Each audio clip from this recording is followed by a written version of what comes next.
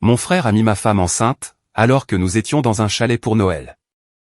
Quand je les ai surpris, mon père a aboyé, « Arrête de faire ton mélodrame et ferme ta gueule. » Elle m'a dit, « Sois un homme et passe à autre chose. » Alors, j'ai pris un avocat, j'ai demandé le divorce, et j'ai regardé leur entreprise s'effondrer. Salut, Reddit. J'avais une confiance aveugle en mon frère, je pensais qu'il avait décroché la lune, et j'avais construit toute ma vie autour de ma famille. Puis, il a mis ma femme enceinte, et mon père l'a récompensé, comme si c'était moi le problème. Je n'ai pas crié. Je n'ai pas supplié. J'ai fait en sorte qu'il paie. Mais avant d'en arriver là, laissez-moi reprendre depuis le début. Je m'appelle Julien. J'ai 31 ans aujourd'hui, mais cette partie de l'histoire commence bien avant la trahison. J'ai grandi dans une famille où mon père dirigeait une entreprise de CVC, chauffage, ventilation, climatisation, commerciale. Ma mère maintenait la paix, et mon frère aîné, Grant de 4 ans mon aîné était l'enfant prodige que tout le monde adorait. Et moi? J'étais le gamin qui a appris très tôt comment travailler, comment rester discret, et comment être fier d'occuper la seconde place. Mais à l'époque, rien de tout cela n'avait d'importance car, à mes yeux, Grant était un héros. En grandissant, Grant était mon idole. Pas d'une manière niaise, comme dans les livres. Un vrai héros de la vraie vie. Quand les gamins du quartier disaient que j'étais trop jeune pour jouer au hockey de rue, Grant leur répondait que, soit je faisais partie de son équipe, soit il ne jouait pas du tout. Il me laissait jouer. C'était notre dynamique, Grant et Julien contre le reste du monde. Quand j'avais 8 ans, un groupe de plus grands m'a coincé pour essayer de voler mon vélo. Grant est apparu de nulle part, s'est interposé, et leur a dit de dégager.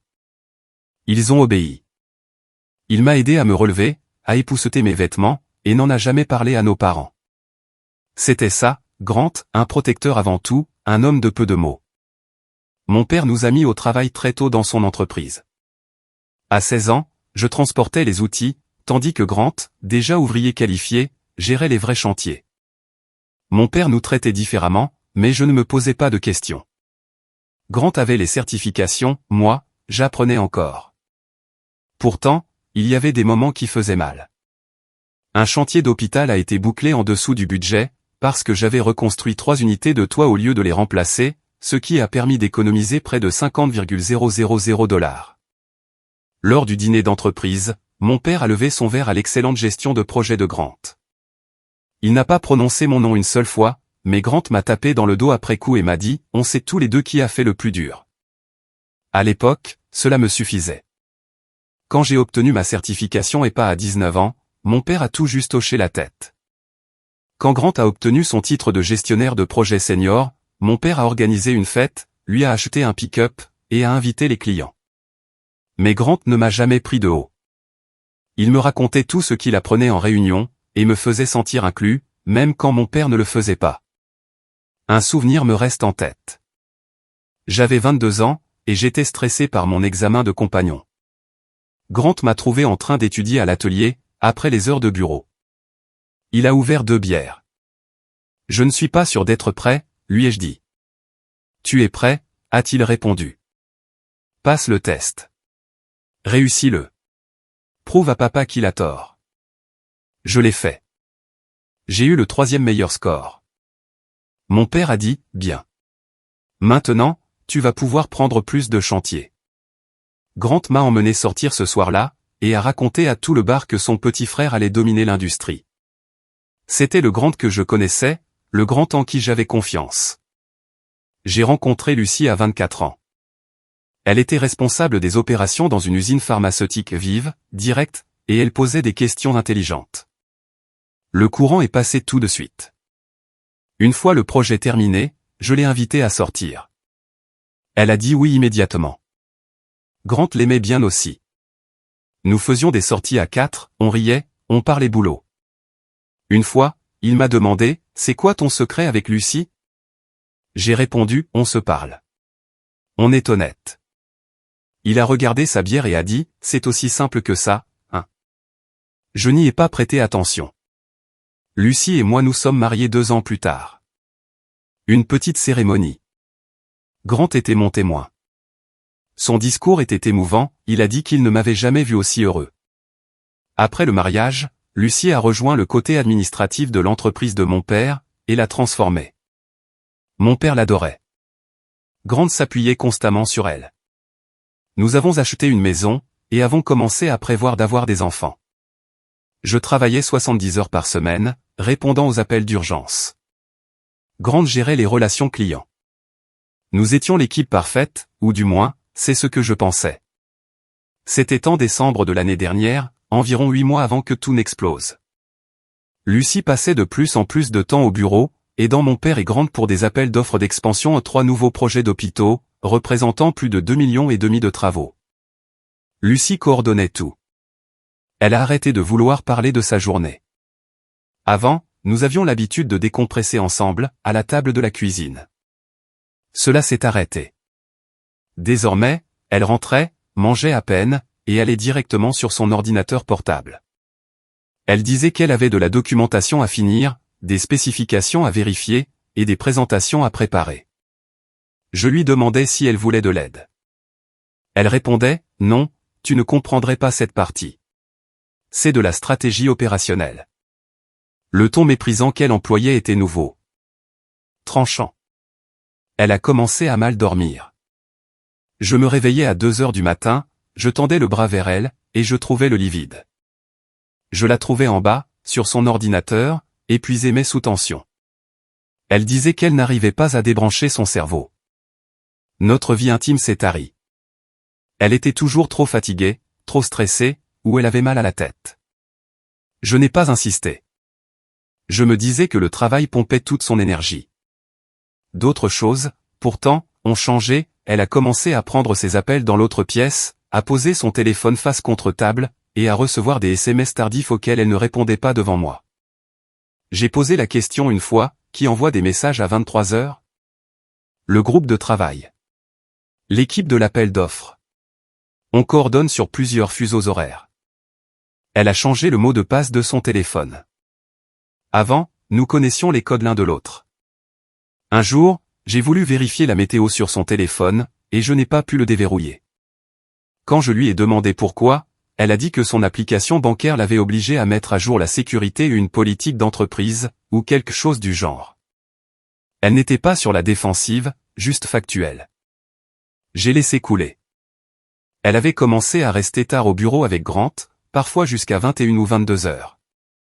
Quand je lui demandais comment ça s'était passé, elle restait vague et semblait fatiguée.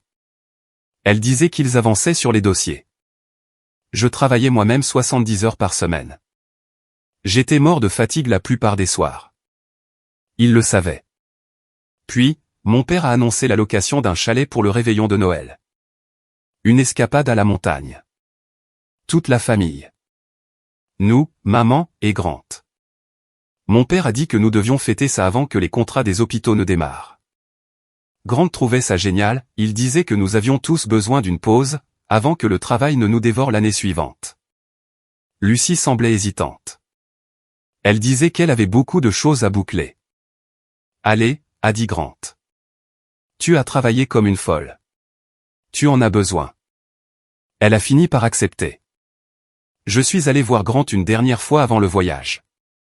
Nous étions sur un chantier, sur le toit d'un hôpital, en train d'inspecter l'équipement existant. Juste nous deux, à 20 mètres de haut, avec un vent froid qui traversait nos vestes. Je m'inquiète pour Lucie. Il prenait des mesures et à peine levait les yeux. Toujours avec ça. Elle est différente. Distante. Elle ne me parle plus. On n'est plus connectés. Il a posé ses outils, et s'est tourné vers moi. Julien, écoute. Tu fais des semaines de 70 heures. Elle se tue à la tâche sur ses appels d'offres. Vous êtes tous les deux épuisés. C'est temporaire. N'en fais pas une montagne. Et si c'était plus que ça? Son expression a changé. Est-ce que tu as pensé que, peut-être, c'est toi le problème? Cela m'a glacé sur place. Quoi? Tu es toujours au travail. Elle est en train de bâtir quelque chose d'immense pour cette famille, pour notre entreprise, et toi, tu bloques sur le fait qu'elle ait l'air fatiguée. Peut-être qu'elle a besoin que tu t'investisses émotionnellement, au lieu de l'interroger sans cesse. J'ai eu l'impression de recevoir un coup de poing dans le ventre. Il avait raison. Lucie portait des responsabilités énormes, pendant que j'étais sur le terrain. Je suis égoïste. L'expression de Grant s'est adoucie. Il a posé une main sur mon épaule. Pas égoïste, juste stressé. On l'est tous. Laisse-lui de l'espace. Fais-lui confiance. Fais confiance à ton mariage. Après Noël, les choses vont se calmer. Ça va aller pour vous. Il m'a regardé dans les yeux. Tu l'aimes plus que tout? Alors prouve-le lui, en n'ajoutant pas de stress à son stress. Sois patient. Soutiens-la. J'ai hoché la tête. Il avait raison. C'est moi qui créais des problèmes. C'est bien, mon frère, a-t-il dit. Il m'avait parfaitement manipulé. Il m'avait fait douter de moi-même. Il avait fait de moi le coupable. Il s'assurait que je reste silencieux, pendant que lui, c'était à lui qu'elle parlait la nuit. Cette conversation sur le toit, c'était Grant protégeant son accès, s'assurant que je reste aveugle. Le trajet vers le chalet était exactement ce dont j'avais besoin. 6 heures sur les autoroutes de montagne, avec la neige qui commençait à tomber vers la 4e heure. Grant conduisait, Lucie s'occupait de la navigation. J'étais à l'arrière avec maman, tandis que mon père suivait dans son pick-up avec les provisions. On écoutait de la vieille musique de famille. Grant faisait sa terrible imitation d'Elvis. Lucie s'est retournée pour me sourire, en me serrant la main. C'est agréable. Oui, ça l'est. Grant a croisé mon regard dans le rétroviseur et m'a fait un clin d'œil. Tu vois? Je t'avais dit que le chalet serait parfait. C'était une bâtisse de 2 étages, poutres apparentes, cheminée en pierre, vue sur les montagnes. 4 chambres à l'étage, réparties autour d'un couloir central. Lucie et moi avons pris la chambre du fond. Celle de Grant était 2 portes plus loin. Mes parents étaient près de l'escalier. Ce soir-là ressemblait à un vrai moment de famille. Mon père a préparé son chili de serre. On a joué aux cartes, bu du vin, et raconté de vieilles histoires. Grant a rappelé à tout le monde la fois où j'avais inondé l'atelier. Mon père a ri plus fort que je ne l'avais entendu depuis des années. Lucie semblait plus légère, plus proche d'elle-même. Elle s'est appuyée contre moi sur le canapé, totalement détendue. Vers 23 heures, nous sommes allés nous coucher. J'étais épuisé, ces semaines de 70 heures finissant par me rattraper. La chambre de Grant était à 2 portes de là, assez proche pour entendre des bruits si on était réveillé, mais assez loin pour l'intimité. Il devait savoir que je dormirais d'un sommeil de plomb. Que c'était toujours le cas après de longues périodes de travail. Que, une fois endormi, je ne me réveillais pas facilement. Lucie et moi nous sommes brossés les dents côte à côte, comme avant. Elle m'a souri dans le miroir. C'était bien. On en avait besoin. C'est vrai. Nous nous sommes mis au lit. Elle s'est blottie contre moi et a dit que cela lui avait manqué et que nous lui avions manqué. Je me suis endormi plein d'espoir. Je me suis réveillé vers 2 heures du matin. La bouche sèche. J'avais besoin d'eau. J'ai tendu la main vers Lucie par habitude. Le lit était vide. Pas ce vide du genre, elle est aux toilettes, où les draps sont encore chauds, non, un vide froid. Elle était partie depuis un moment. Je suis resté allongé, à écouter. Le chalet était silencieux, à l'exception du vent à l'extérieur, et des branches de pin qui griffaient le toit. Pas d'eau qui coule, pas de bruit de pas, aucun son provenant du rez-de-chaussée. Je me suis dit qu'elle n'arrivait pas à dormir, encore une fois. Je me suis levé, j'ai avancé à tâtons jusqu'à la salle de bain dans le noir, et je me suis aspergé le visage d'eau.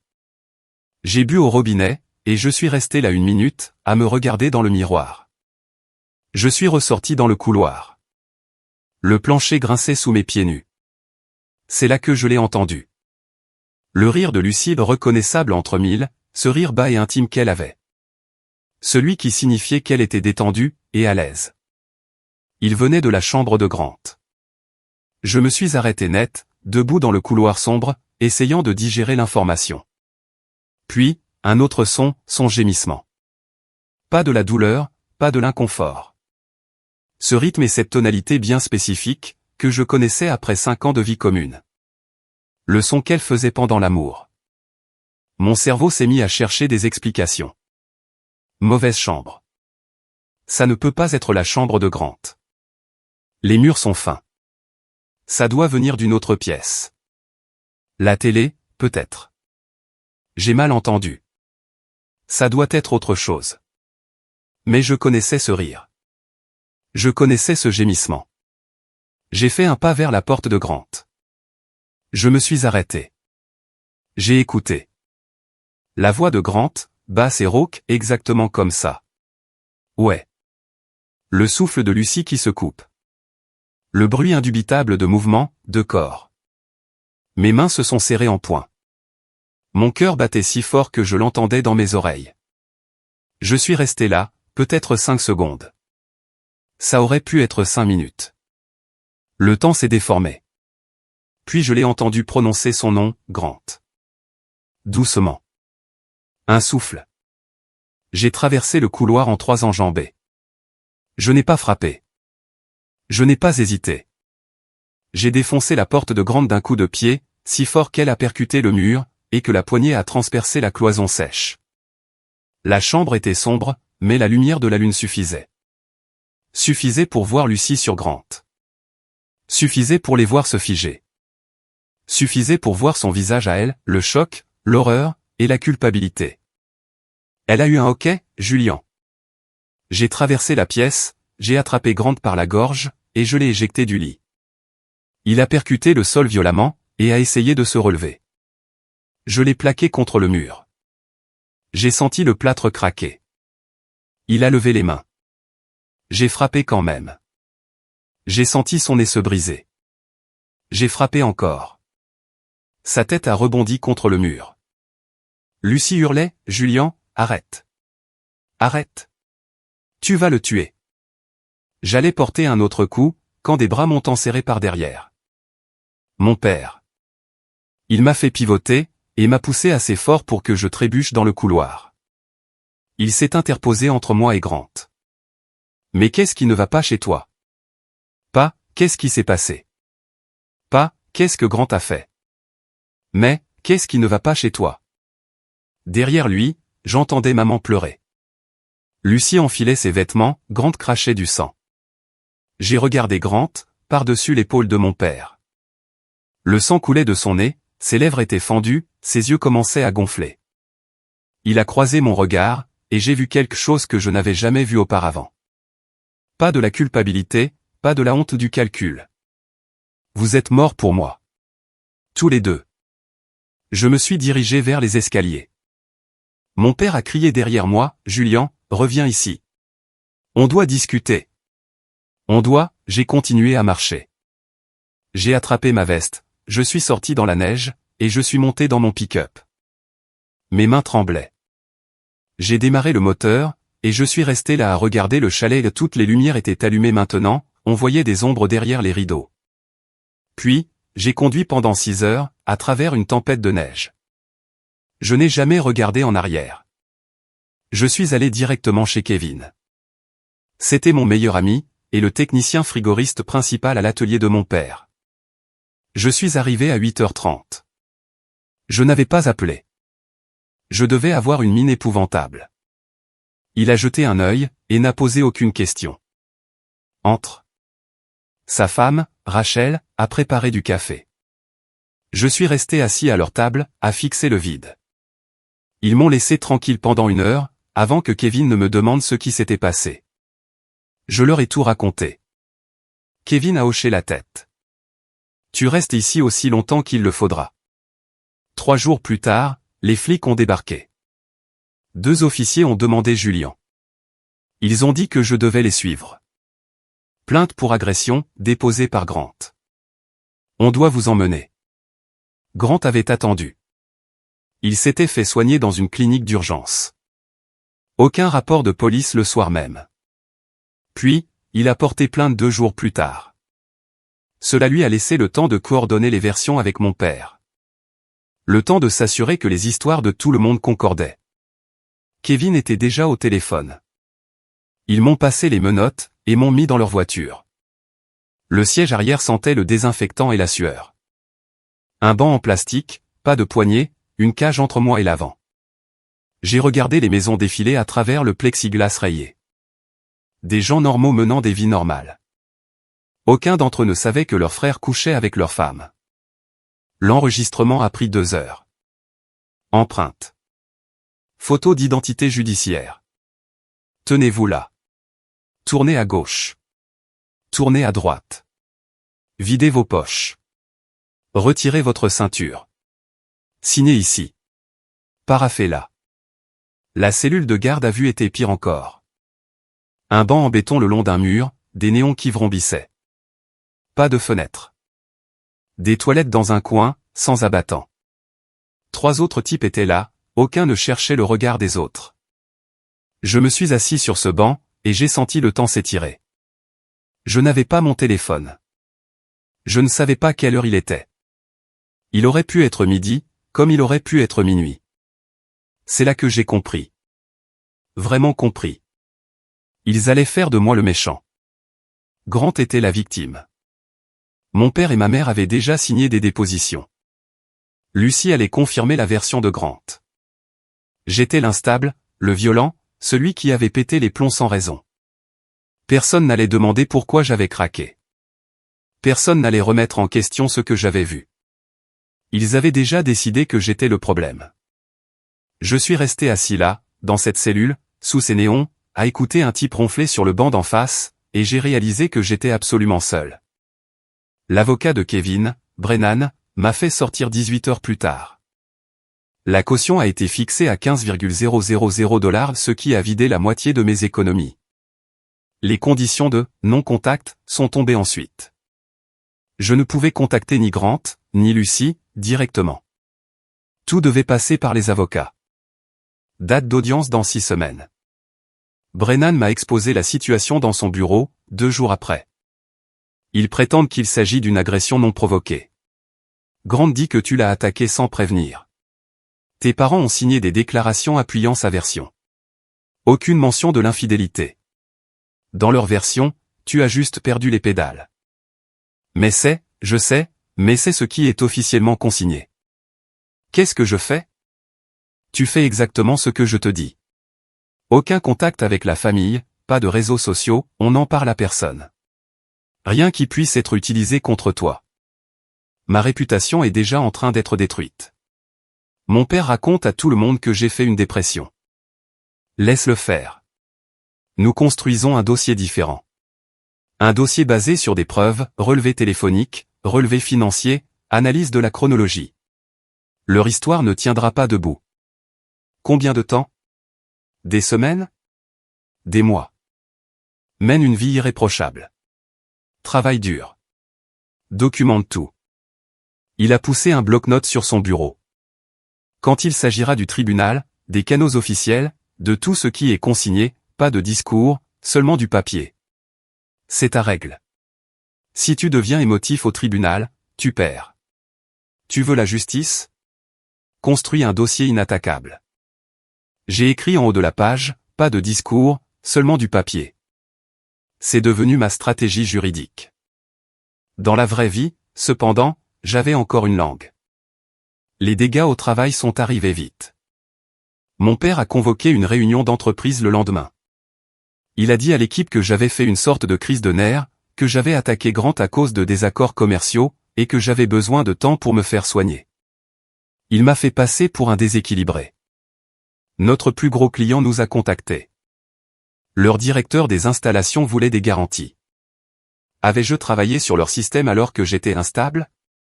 Pouvait-il compter sur moi? J'avais envie de hurler la vérité. La voix de Brennan résonnait dans ma tête, pas de discours, seulement du papier. Pas au tribunal, pas de manière officielle. J'ai dit au directeur que je gérais une affaire familiale par les voies légales, et que la qualité de mon travail n'en avait jamais souffert. Il pouvait vérifier mon historique de service. J'ai été professionnel, calme, et factuel. Ils ont semblé satisfaits, mais le doute était là.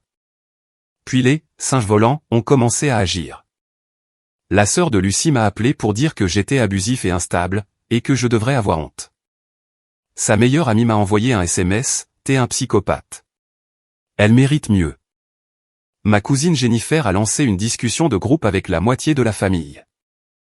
Elle disait que j'avais attaqué Grant sans provocation, que j'avais besoin d'une aide sérieuse, et que tout le monde devait garder ses distances. Je voulais répondre. Je voulais me défendre. Kevin m'a arrêté, son téléphone à la main.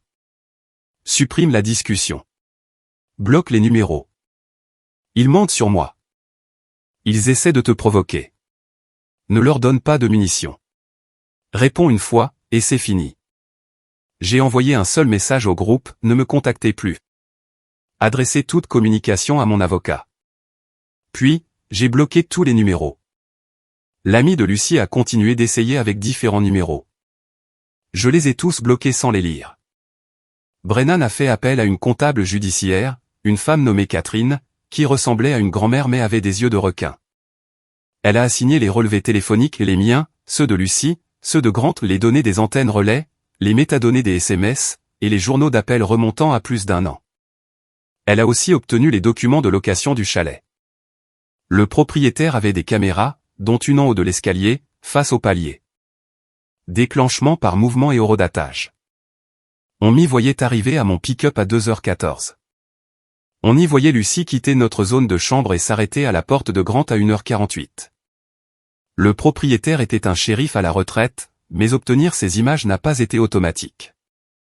La première fois que Brennan l'a contacté, le propriétaire a dit qu'il voulait voir un mandat, il ne voulait pas être mêlé à un drame familial. Il a fallu 3 semaines à Catherine pour faire traiter l'assignation, puis une autre semaine d'aller-retour avant que le propriétaire n'examine enfin les images. Quand il l'a fait, tout a changé.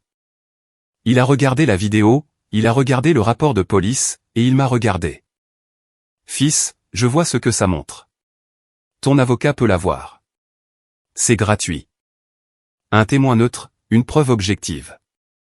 Mais il a fallu 1 mois pour en arriver là. 1 mois à ne pas savoir si nous aurions les preuves nécessaires. Catherine a trouvé plus encore, l'activité d'un compte joint. Lucie avait fait des retraits d'espèces pendant des mois de petites sommes, faciles à rater.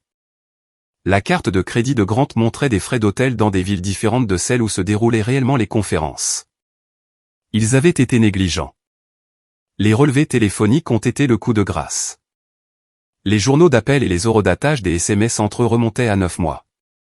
Il y en avait des centaines. Ils avaient utilisé une application d'effacement automatique, mais les métadonnées montraient le volume. Des appels à des heures indues. Catherine nous a expliqué que nous avions la fréquence et la durée, pas le contenu, mais que c'était suffisant pour établir un modèle. Un appel sortait du lot, 2h47 du matin un mardi, 38 minutes. J'ai vérifié mon calendrier. C'était la nuit où Lucie disait qu'elle n'arrivait pas à dormir. La nuit où je l'avais trouvée en bas à 2h. Elle était au téléphone avec Grant pendant que je dormais à l'étage. Cependant, le premier lot de relevés comportait des lacunes. Catherine m'a prévenu que ce n'était peut-être pas encore suffisant.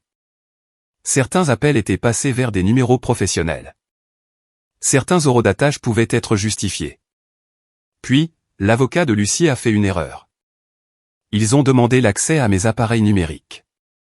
Brennan a répliqué avec la même demande. Lors du processus de récupération des données, ils ont trouvé des messages supprimés sur le téléphone de Lucie. Pas le contenu, mais les horodatages de récupération montraient des schémas de suppression délibérés correspondant à des dates clés. Cela a comblé les trous. Kevin m'empêchait de sombrer. Il prenait de mes nouvelles tous les jours, pour s'assurer que je ne faisais pas de bêtises. Un soir, j'étais dans son garage en train de relire les preuves, et je devenais de plus en plus furieux. Kevin est sorti et m'a arraché les papiers des mains. « Qu'est-ce que tu fais ?» Je regarde comment ils m'ont trahi. « Non, tu nourris ta colère. Ça ne t'aidera pas. Je devrais être en colère. Tu devrais être stratégique. » Brennan construit un dossier. Si tu t'énerves, tu as plus de chances de tout gâcher. Il avait raison. Parle à Roy demain, a dit Kevin. Il veut te voir. Roy était une légende du CVC commercial. Il dirigeait le plus gros atelier indépendant de l'État. Je l'avais rencontré lors d'événements du secteur, et j'avais toujours respecté son travail. Nous nous sommes vus dans un petit restaurant. Il a payé le café, et est allé droit au but. J'ai entendu parler de ta situation. On dirait que tu t'es fait avoir. On peut dire ça comme ça. J'ai besoin d'un technicien senior. Quelqu'un qui connaît les systèmes complexes. Quelqu'un qui a une vraie éthique de travail. Ça t'intéresse? Vous me proposez un job? Bon salaire, couverture complète. Pick-up de fonction. Si tu travailles dur, il y a des perspectives d'évolution. Pourquoi? Parce que la compétence se moque des drames familiaux. J'ai vu ton travail. Je connais ta réputation. La perte de ta famille est mon gain. J'ai accepté le poste, et j'ai commencé le lundi suivant. Brennan s'est occupé de la campagne de dénigrement la même semaine. Il a rédigé une mise en demeure, et l'a envoyée à mon père, à Grant, et à Lucie. Langage juridique, plainte pour diffamation, et exigence d'arrêter de propager de fausses déclarations sur mon état mental, sous peine de poursuite. Mon père a appelé le bureau de Brennan, en disant qu'il essayait juste de protéger l'entreprise. La réponse de Brennan a été glaciale, votre fils documente chaque fausse déclaration.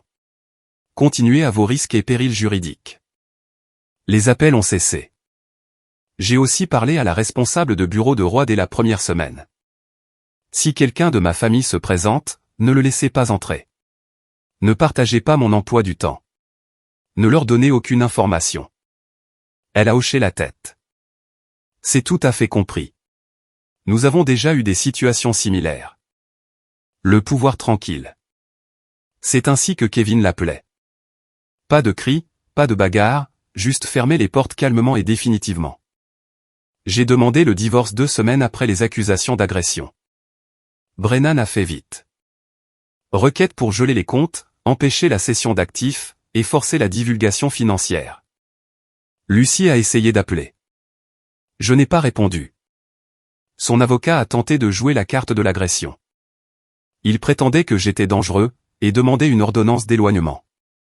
Brennan a répliqué avec les images du chalet, les relevés téléphoniques, les frais d'hôtel, et les retraits d'espèces.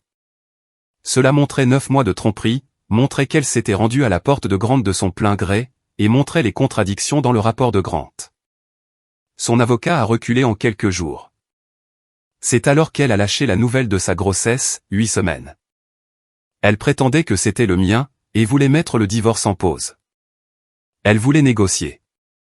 Brennan a tout bloqué. Il a exigé un test de paternité ordonné par le tribunal. Résultat scellé, partagé par la voie officielle. Non négociable. Elle a essayé de me joindre via mon père. Il a appelé en disant que nous devions parler du bébé, de notre avenir. Je lui ai dit d'appeler mon avocat, et j'ai raccroché. Elle a essayé par l'intermédiaire d'amis communs, envoyant des messages disant qu'elle avait fait une erreur et qu'elle était désolée. Même réponse, l'avocat.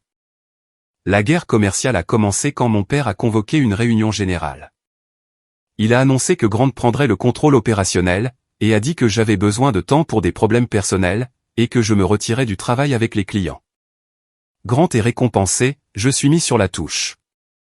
Je n'ai pas discuté. Je suis juste sorti. 8 employés m'ont suivi jusqu'au parking. Les meilleurs techniciens, des gars qui savaient que c'était moi qui gérais toute la partie technique, pendant que Grant se la coulait douce. La première vague est partie en 10 jours, les autres ont quitté le navire au cours des 6 semaines suivantes. 4 autres ont appelé ce soir-là. Ils ont dit qu'ils voulaient venir, mais qu'ils avaient besoin de temps. Ils avaient des familles, et devaient s'organiser d'abord. L'un d'eux était Frank, notre meilleur installateur commercial. Il a dit qu'il donnerait son préavis dans 2 semaines. J'ai appelé Roy, et je lui ai dit que j'en amenais 8 maintenant, et peut-être 4 autres dans quelques semaines. Je peux en prendre 6 immédiatement. Pour les autres, je les prendrai comme prestataires jusqu'à ce que j'ai des postes à temps plein. Le travail appelle le travail. 2 gars ont dû attendre 3 semaines avant qu'une place se libère. 4 autres sont arrivés au compte-gouttes. Au moment où la poussière est retombée, nous en avions débauché 12 au total, mais 3 bons éléments étaient restés. L'un d'eux était Travis, 15 ans dans la boîte. Je l'ai vu rester sur sa chaise quand je suis sorti. Il avait l'air déchiré, mais il est resté. J'ai croisé Travis 6 mois plus tard chez un fournisseur. Il avait mauvaise mine, plus mince, épuisé. Julian, mec, j'aurais dû venir avec toi. Qu'est-ce qui s'est passé? Je suis resté 4 mois de plus. Je pensais que la loyauté signifiait quelque chose. Les chèques ont commencé à être rejetés en juin. Grant a disparu. Mon père a tout fermé. Je fais du freelance depuis. Il a regardé ses mains. J'avais peur. J'avais un crédit, 2 gamins. Je pensais que rester était plus sûr. Je lui ai donné le numéro de Roy. Appelle-le. Dis-lui que tu viens de ma part. Roy l'a embauché 2 semaines plus tard. Mais cette hésitation a coûté à Travis 4 mois de chèques impayés et de galères. C'est ce que vous apporte la loyauté envers les mauvaises personnes. Ensuite, j'ai appelé nos plus gros clients, ceux pour qui j'avais personnellement conçu les systèmes et résolu des pannes critiques. Je leur ai expliqué que j'étais parti, je leur ai donné les coordonnées de Roy, et je leur ai dit que le choix leur appartenait. 3 ont changé de prestataire en une semaine. L'entreprise de mon père a perdu un tiers de son personnel technique, et près de 40% de son chiffre d'affaires, en l'espace de ces 6 semaines. Un gars qui est venu avec moi, un technicien senior nommé Chris, prenait des notes depuis des mois. Grant rognait sur les coûts, utilisait des personnes non certifiées pour les travaux sur les fluides frigorigènes, sautait les inspections, et falsifiait les registres. Chris avait des preuves, des photos, des emails, des mémos internes montrant que Grant ordonnait explicitement des raccourcis pour économiser de l'argent. Il a déposé un dossier auprès du Conseil des licences de l'État fin avril. L'inspecteur s'est présenté au bureau de mon père 2 semaines plus tard. Ils ont passé 6 heures à éplucher les dossiers, et ont trouvé exactement ce que Chris avait signalé. Le Conseil a émis des conclusions préliminaires, 12 citations pour violation du code, utilisation de personnel non qualifié, et falsification de documents. Ils ont suspendu temporairement la licence principale de mon père, en attendant une audience de révision complète. L'audience a eu lieu en juin. L'inspecteur a présenté ses conclusions. Chris a témoigné. La documentation a été versée au dossier. Le Conseil a rendu la suspension permanente. Ils ont révoqué la licence principale de mon père. Le nom de l'entreprise a été signalé dans la base de données de l'État. Vous ne pouvez pas faire de CVC commercial sans une licence principale valide pas légalement. L'entreprise était, de fait, morte. Mon père a appelé, désespéré. Julian, mon fils, on peut arranger ça. Reviens. Tu as choisi Grant. J'ai fait une erreur. Tu as fait un choix. Assume-le. J'ai raccroché. Grant a essayé ensuite. Numéro masqué. J'ai répondu par accident. On doit se voir. On doit discuter. Rien à se dire. Je retire ma plainte pour agression. Abandon total des poursuites si tu reviens et que tu nous aides. J'ai enregistré l'appel. Je l'ai envoyé à Brennan. Brennan a appelé le procureur, un type nommé Henderson. Il a envoyé l'enregistrement de la tentative d'extorsion par courrier recommandé, avec une lettre d'accompagnement expliquant qu'il s'agissait de subornation de témoins et de tentative de coercition. Henderson n'a pas mordu tout de suite. Il a rappelé 3 jours plus tard, agacé. Il a dit qu'il avait 100 affaires plus graves que des disputes familiales. Il a dit que l'enregistrement était intéressant, mais qu'il ne prouvait pas forcément grand-chose concernant l'agression initiale. Grant pourrait soutenir qu'il essayait de se réconcilier, pas d'extorquer. Brennan a insisté, et a demandé une rencontre formelle. Henderson n'arrêtait pas de repousser. 2 semaines de néant. Brennan commençait à être frustré, moi, je devenais de plus en plus anxieux. Et si ça ne marche pas, lui ai-je demandé. Alors on va au procès, et on présente tout à un jury. Mais c'est coûteux, long, et risqué. Les jurys sont imprévisibles. Ça pourrait encore mal tourner. Il m'a regardé droit dans les yeux. Oui, même avec tout ce qu'on a. C'est la vérité. Finalement, Henderson a accepté de tout revoir. Il a examiné les images du chalet, les relevés téléphoniques, et la chronologie. Il a convoqué Grant pour un entretien complémentaire. La version de Grant a légèrement changé et de petits détails qui ne collaient plus avec la déposition initiale. Grant s'est contredit lors d'un interrogatoire de base. C'est ça qui a fait basculer les choses. Pas seulement l'enregistrement, mais les incohérences. Henderson a proposé un accord, agression simple. Un délit mineur. Des cours de gestion de la colère. Dossier scellé après accomplissement. J'ai accepté. C'était enfin fini. 2 semaines plus tard, les résultats de paternité sont tombés. Le bébé était de Grant. Lucie a essayé d'appeler 16 fois en une seule journée. Je n'ai pas répondu. Le divorce a été finalisé 3 semaines plus tard. Une séparation nette. Maison vendue. Plus-value partagée. Lucie n'a rien obtenu de plus. Son infidélité était documentée, sa tromperie prouvée. C'était terminé entre nous. Les banques ont rappelé leurs prêts dans les 2 semaines suivant la révocation de la licence. Mon père s'était porté garant personnellement pour tout. Près de 90,000 $ de dettes professionnelles, prêts d'équipement, lignes de crédit d'exploitation, hypothèque du bâtiment. L'équipement est d'abord passé aux enchères. Les camions, les outils, le matériel de diagnostic et des outils spécialisés valant des milliers de dollars vendus pour une bouchée de pain. Mon père est resté là, à regarder les gens enchérir sur ce qu'il avait accumulé pendant 30 ans. Le bâtiment a été mis sur le marché, et est resté vide pendant 4 mois avant d'être vendu à perte. Mon père a dû couvrir la différence, ce qui a englouti leurs économies et vidé leur compte de retraite. Ma mère m'a appelé pendant cette période, ne demandant pas d'argent, juste pour me raconter ce qui se passait. Sa voix était éteinte. On perd tout. La maison est la prochaine sur la liste. La banque entame la procédure de saisie. Je l'entendais pleurer. Pas des sanglots dramatiques, juste des larmes silencieuses, vaincues. Le son de quelqu'un qui regarde 30 ans de vie se dissoudre. J'ai vidé la chambre d'amis aujourd'hui, a-t-elle dit. Toutes les affaires de ta grand-mère, les couettes qu'elle avait faites. Je ne sais pas où elles vont aller. On déménage dans une location. 2 chambres. Il n'y a pas de place. Elle n'essayait pas de me manipuler. Elle s'effondrait, tout simplement. Elle avait besoin que quelqu'un en soit témoin. Je suis désolé, maman. Ah oui? Tu pourrais arrêter ça. Tu pourrais aider. Je pourrais encourager ce comportement. Il y a une différence. Elle a raccroché. Ils ont déclaré faillite en août. Chapitre 7 personnel et professionnel. Ils ont perdu la maison. Mon père a essayé de se restructurer sous un nouveau nom. Il a déposé une demande pour obtenir une nouvelle licence de maître en CVC sous une autre entité. Il n'a pas pu. Le nom de Grant était signalé comme partie responsable dans le système.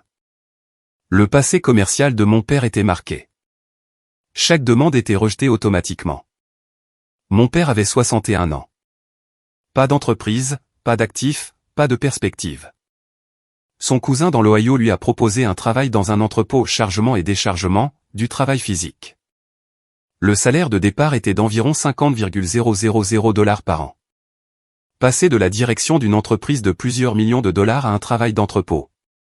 3 générations détruites en moins d'1 an. Grant a disparu en juillet. Évaporé. Lucie s'est réveillée enceinte de 7 mois, et a trouvé un mot. Il disait qu'il avait besoin d'espace pour réfléchir, et qu'il reprendrait contact. Il avait vidé leur compte plus de 40,000 $. Parti. Classique. Créer le chaos, puis s'enfuir quand les conséquences arrivent. Maman a appelé en août. Mon père voulait me voir. J'ai failli dire non, mais maman ne m'avait jamais rien fait de mal. Elle avait signé cette déclaration parce que mon père l'y avait poussé. Une seule rencontre. Je suis resté assis dans mon pick-up devant le restaurant pendant 20 minutes avant d'entrer. Les mains sur le volant, moteur éteint, à regarder les gens entrer et sortir.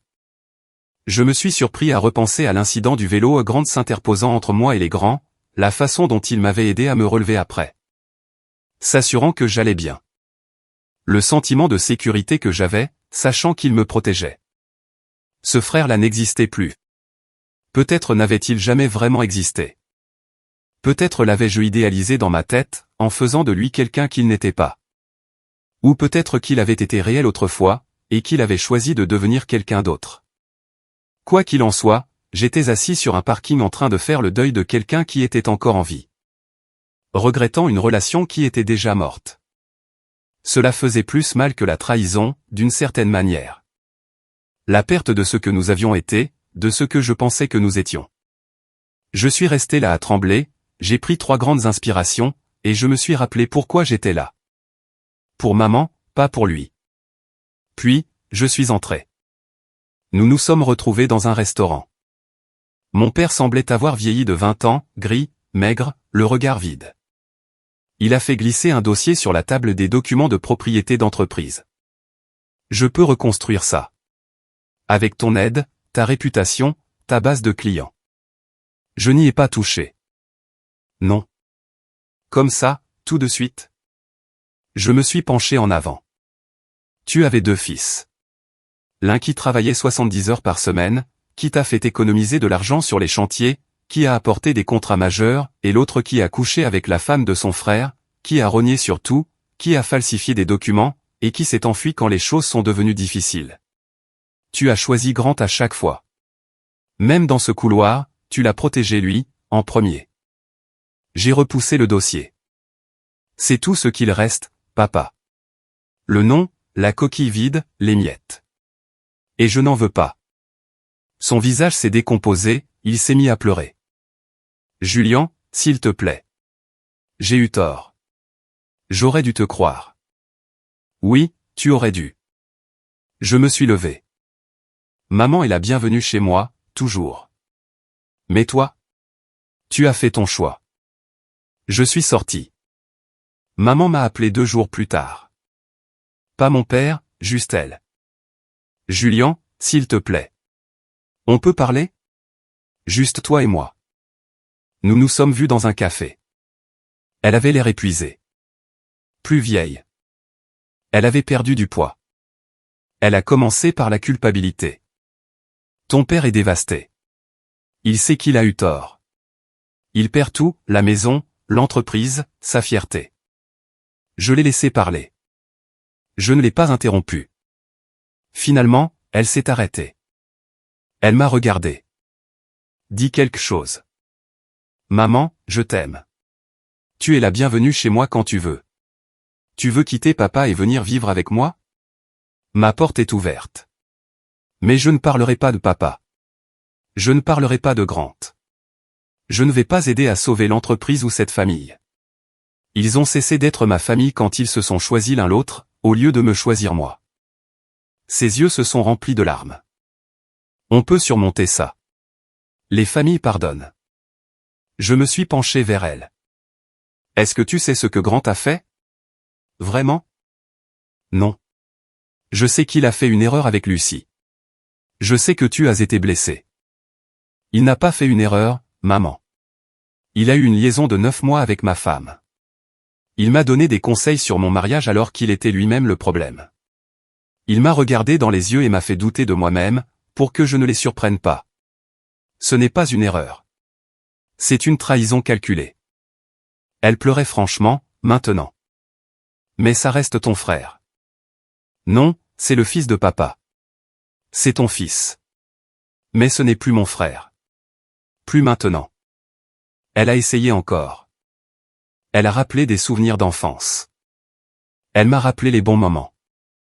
Le même message à chaque fois, ma porte est ouverte pour toi. Pas pour eux. Et le pardon alors? On m'a appris à être juste, pas à être un paillasson. Il y a une différence. Elle est partie en pleurant. 3 semaines plus tard, elle a rappelé. Il déménageait dans l'Ohio. Le cousin de mon père avait du travail en entrepôt. Ils allaient louer quelque chose. J'ai redit à maman, ma porte est ouverte pour toi. Pas pour lui. Elle ne pouvait pas le quitter. Elle devait rester aux côtés de son mari. J'ai compris. Lucie a eu le bébé en septembre. Une petite fille en bonne santé. Elle me l'a fait savoir par un ami commun. Je n'ai pas répondu. Ce n'est pas mon problème. Sauf que Grant était toujours introuvable. J'ai reçu un appel quelques semaines plus tard. Un numéro inconnu. J'ai failli ne pas répondre, mais quelque chose m'a poussé à décrocher. La voix de Grant. Je ne l'avais pas entendue depuis 10 mois. Julian, ne raccroche pas, s'il te plaît. Comment tu as eu ce numéro? J'ai appelé Kevin. Je l'ai convaincu de me le donner. Écoute-moi, juste 5 minutes. J'aurais dû raccrocher. Je le voulais, mais la curiosité l'a emporté. 5 minutes. Je suis à Portland. Je travaille dans le bâtiment au noir. Je vis au jour le jour dans un motel. Il y avait des bruits de circulation en arrière-plan. Des sirènes. J'ai merdé. Je le sais maintenant. J'ai tout détruit. Tu n'as pas tout gâché par accident. Tu l'as calculé. Tu m'as manipulé. Tu t'es assuré que je reste aveugle et productif, pendant que tu me trahissais. Un long silence. Je l'entendais respirer. J'ai été égoïste. Je voulais ce que tu avais. Tu veux savoir ce qui fait le plus mal? Ce n'est pas la liaison, ce n'est même pas d'avoir perdu Lucie. C'est que tu m'as donné des conseils, plusieurs fois, sur mon mariage. Tu m'as regardé dans les yeux sur ce toit, et tu m'as fait douter de moi. Tu t'es servi de ma confiance comme d'une arme. C'est ça que je ne peux pas pardonner. Nouveau silence. Quand est-ce que ça a commencé, ai-je demandé. Environ 9 mois avant que tu ne le découvres. On travaillait tard sur le premier appel d'offres de l'hôpital. Elle était stressée. J'étais stressé. On a commencé à parler. Ça a évolué comme ça. Non, tu l'as choisi, à chaque seconde. Et quand je vous ai surpris, tu as porté plainte pour agression. Tu as laissé papa et maman signer des dépositions disant que j'étais instable. C'était l'idée de papa. C'est toi qui as passé cet appel pour proposer de retirer la plainte si je vous aidais.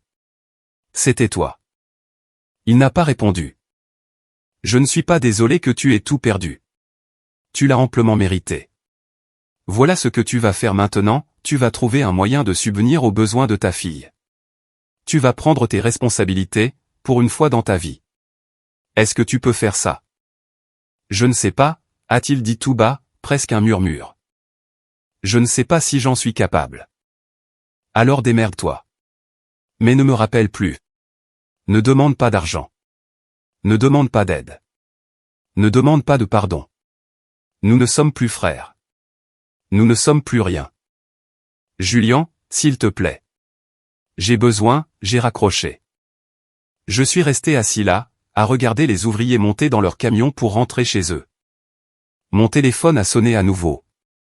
Même numéro inconnu. Je l'ai bloqué. Kevin m'a demandé plus tard si j'avais l'impression d'avoir gagné. Je lui ai dit que j'avais plutôt l'impression d'avoir survécu, mais survivre, c'est déjà beaucoup. J'ai 31 ans aujourd'hui. Je suis toujours chez Roy.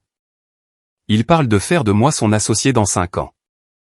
Mon nom finira par être sur la porte. Nous répondons à des appels d'offres que l'entreprise de mon père n'aurait jamais pu toucher. Aucun contact avec Grant. J'ai entendu dire qu'il était revenu dans l'État, qu'il travaillait pour des particuliers, et qu'il ne gagnait presque rien. Il voit à peine sa fille. Mon père et ma mère sont dans l'Ohio. Maman m'envoie des SMS parfois. Des photos. J'envoie de brèves nouvelles juste assez pour qu'elle sache que je vais bien. Lucie élève seule la fille de Grant, elle cumule plusieurs jobs, elle galère. Quelqu'un m'a dit qu'elle avait contacté mon père pour obtenir de l'aide. Il n'avait rien à lui donner. Il y a des ponts que l'on ne reconstruit pas. On se contente de s'en éloigner, et d'en construire de meilleurs. On ne survit pas à la trahison en étant tendre. On survit en étant intelligent, en étant patient, en construisant un dossier qu'ils ne peuvent pas contester, et en laissant les choix des autres les détruire, pendant que l'on bâtit quelque chose qu'ils ne pourront jamais atteindre. Ce n'est pas de la vengeance. C'est juste vivre bien, pendant qu'ils affrontent les conséquences de leurs actes. Et ça, les gars, ça suffit amplement.